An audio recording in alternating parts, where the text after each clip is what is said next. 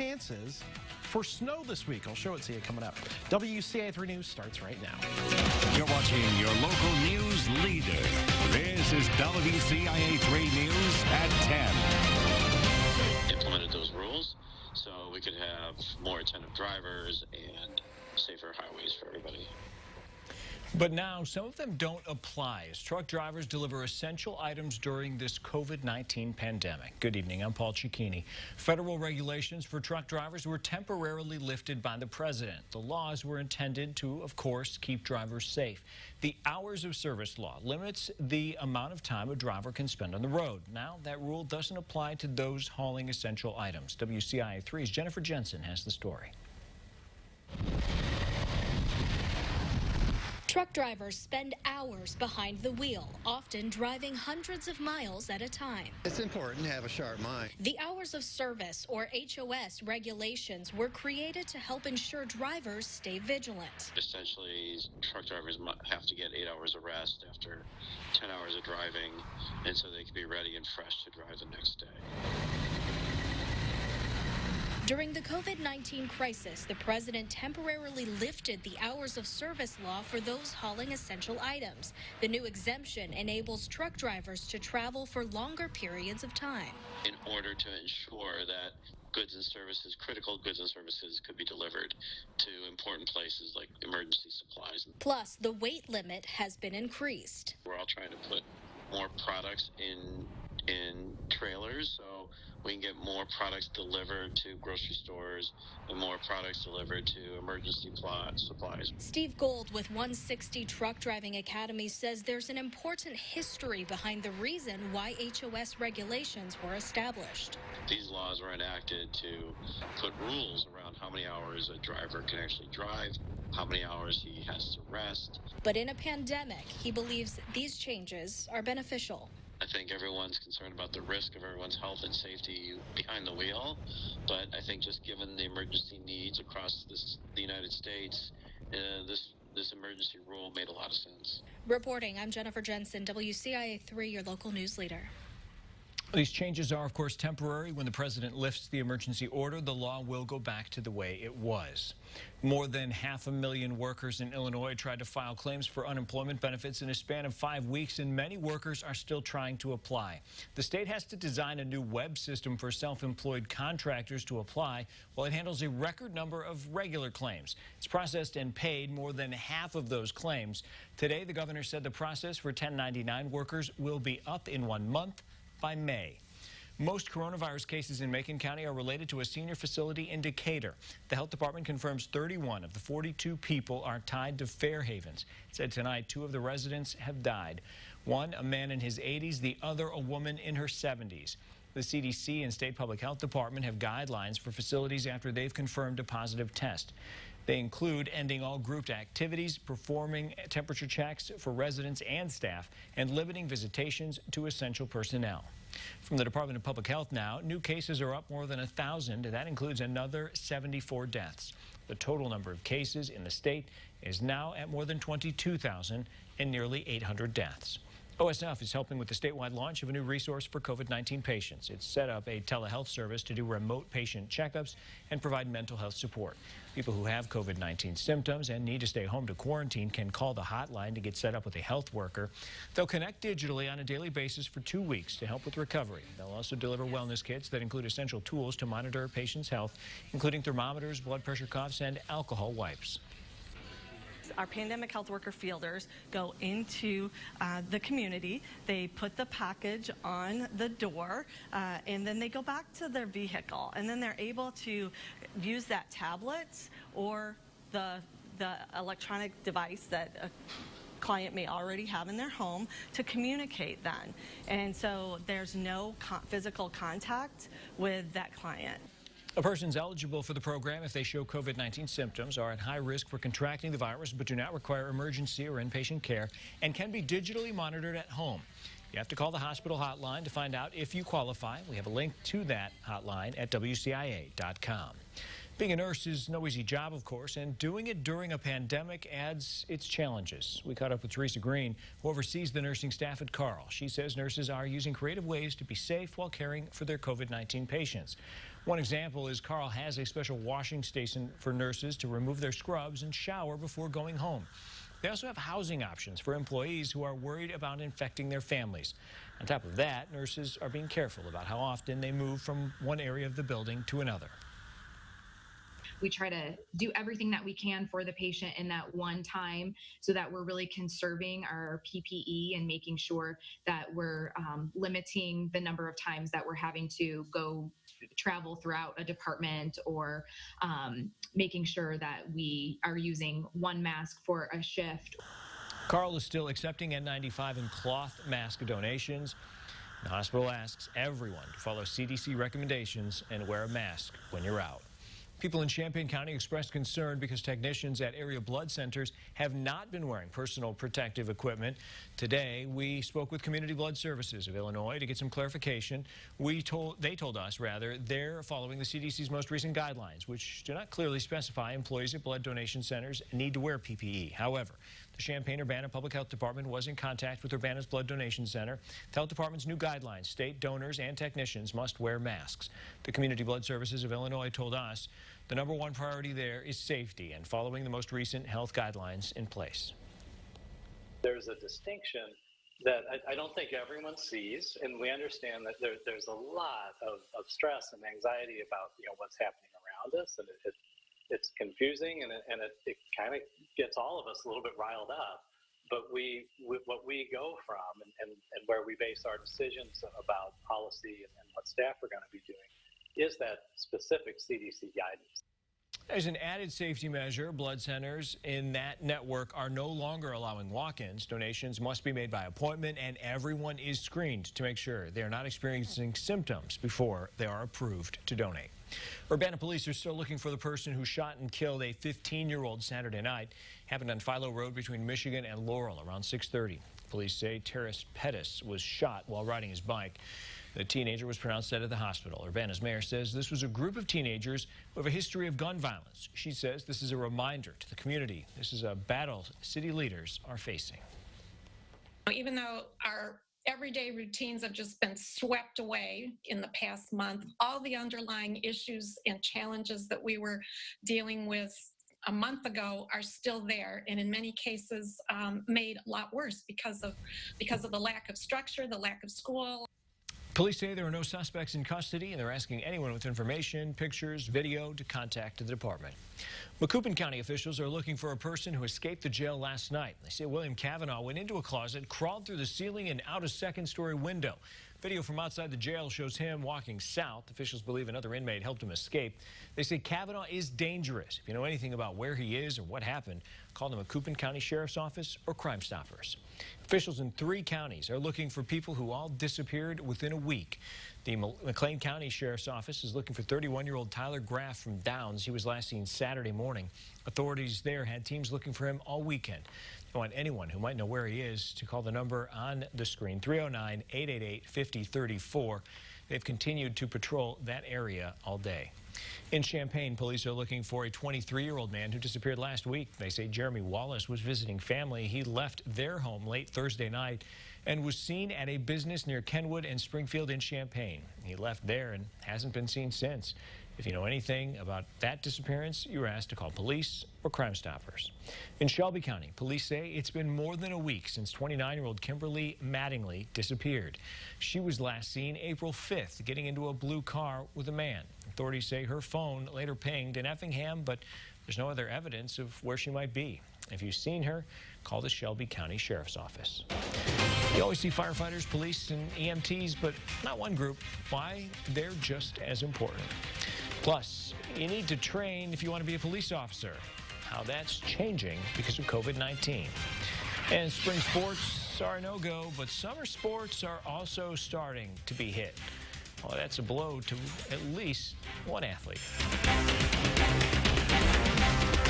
News leader, Jessica Coons, Paul Cicchini, Central Illinois' most accurate forecast with meteorologist Kevin Lighty and and Brett Barron's on sports. You're watching WCIA3 News at 10. Some of the most essential workers are now being trained a little differently. The U of I's Police Training Institute has to train new officers without being able to meet in a classroom. It's been a challenge. The director says they can teach recruits the basics online, but there is no substitute for some of the hands-on lessons. There is so much in-person, hands-on training that is absolutely necessary. We know you can learn some things in a classroom, but it's not until you can put those things in practice in scenario-based training that things actually click. That, of course, includes firearms training, CPR, arrest tactics, and more. Normally, the academy lasts 14 weeks. This year, the instructors may need to extend that. Kevin, you're talking some winter weather. I am. I'm not real happy about talking. Nobody is. But, yeah. Not in April. Yeah, I got a couple chances for snow this week. Just when we think that can get much worse, we've got accumulating snowfall that may even show up. That's the Roofing Dog Net Bratcher weather camera showing the ALMANAC 53. We're not even going to sniff that tomorrow. Colder air coming in. We'll talk about that and the chances for the snow next. Central Illinois' most accurate forecast with meteorologist Kevin Lighty. Chilly night in store for us. Clouds are actually on the increase, as you can see here on our satellite picture. Not expecting really any precipitation here tonight or tomorrow, but later this week, we've got snow in the forecast. Getting cold enough to snow. 33 in Champaign right now, 33 also in Watsika, 36 in Danville, 38, one of the warmer spots in Decatur. But when we factor in the wind, and it's not a strong wind, it feels like 28. Winds are only around 5 to 10 miles an hour after they were gusting near 40 miles an hour earlier today. So again, we think we're going to be hovering right near that freezing mark to start out tomorrow. So a freeze warning has been issued as the growing season has begun. So if you've got plants that are sensitive to this cold, you're going to want to bring them in or cover them up. And again, we're already into the low 30s right now, so you better get on it here as the temperatures could be below that freezing mark into early tomorrow morning. Now, I think we're going to see a mix of sun and clouds as we head into your Tuesday. So not a terrible day. It's just not going to warm up a whole lot with high temperatures in Rantoul at around 44 degrees. That is 15 plus degrees below normal. The same could be said for Atwood, a high of 45, kind of a chilly day. And in Camargo, similar conditions with those mid 40s. But at least it's not raining and it's not snowing like it's going to on Wednesday. Take a look at this. Future Track shows a little area of snow that may roll through the area early on Wednesday morning. So yes, we are putting down maybe even some light accumulations with this Wednesday morning. And then transitioning as things warm up to maybe a little bit of rain through the afternoon. So a wintry mix in store on Wednesday. But it stays chilly for us this week. Look at this. Tuesday, Wednesday, Thursday, and Friday. Highs only in the 40s, but hey, we like this trend jumping just in time for the weekend. But the rest of this week looking rough. So remember I said 2 opportunities for snow this week, one on Wednesday. The other one gets in here Thursday night and into Friday morning. Once again, especially north of I-74, accumulating snowfall possible. And yeah, the ground is really warm, so it's going to be hard to accumulate a lot. But I think we might be able to on some grassy surfaces and whatnot. I think it's definitely possible. 32, cloudy and chilly tonight. Tomorrow, 45. Still going to have those clouds around, and look at your 7-day forecast. Again, Wednesday morning and Friday morning, both days, I think snow will be flying around, and yes, maybe even some light accumulations with those systems. You know, we really need this weather to stay nice. We really enjoy taking walks outside. Walks, yeah, taking a break outside. We've been in the 50s and 60s. That's been good, but you're going to have to get your snow shovel back out for your exercise now. It's a hard pass, man. We were doing so much yard work. Yeah, I hope you didn't plant anything. Yeah, it's too late for that. Yeah. We already did some of that. Yep. All right, Kevin, thanks. Well, it is time for our bright spot now. We're showing you a little bit of positivity with some of the photos and video you send our way. Here is one from Beth. She said, just because you have to homeschool doesn't mean you can't get scientifically creative. Looks like they're having a little fun right there. This one is from Tina with a rather important reminder, and I can't read the screen from this far away. Love has no limits. That's what I'm told in my ear, which is so true. All right, we want to see your pictures and videos. Email us or send them on Facebook.